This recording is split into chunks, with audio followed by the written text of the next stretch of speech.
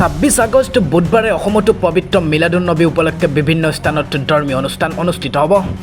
ইছলাম ধৰ্মাৱলম্বী লোকসকলে এই পবিত্ৰ দিনটোত হজৰত মুহাম্মদ সাল্লাল্লাহু আলাইহি সাল্লামৰ জন্ম আৰু তেওঁৰ মহান জীৱন আদৰ্শ স্মৰণ কৰিব।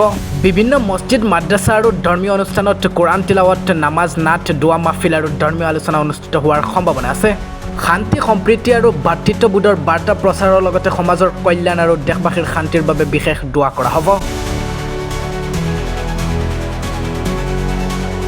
উল্লেখ্য যে মিলাদুন নবী হৈছে ইছলাম ধৰ্মাৱলম্বীসকলৰ বাবে এক গুৰুত্বপূৰ্ণ ধৰ্মীয় উপলক্ষ।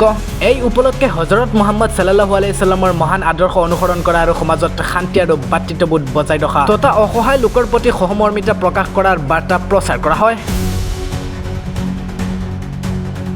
সেয়েহে অহা 26 আগষ্টৰ পবিত্ৰ মিলাদুন নবী উপলক্ষে অসমৰ বিভিন্ন প্ৰান্তত ইতিমধ্যে প্ৰস্তুতি আৰম্ভ কৰা হৈছে।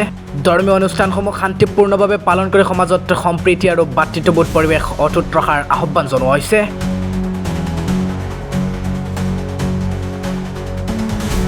আপুনিও যদি আগ্ৰহী হৈছে পবিত্ৰ মিলাদুন নবী উপলক্ষে, তেন্তে আজিৰ বাতৰিটোত অন্ততঃ এটাকৈ লাইক কৰক আৰু আজিৰ এই বাতৰিটো সমগ্ৰ অসমত বিয়পাই দিবলৈ এটাকৈ শ্বেয়াৰ কৰি দিয়ক, কিয়নো অহা 26 আগষ্টত দেশৰ বিভিন্ন প্ৰান্তৰ লগতে অসমতো অনুষ্ঠিত হ'ব পবিত্ৰ Miladun Nabi. News desk report, Nilbagan voice.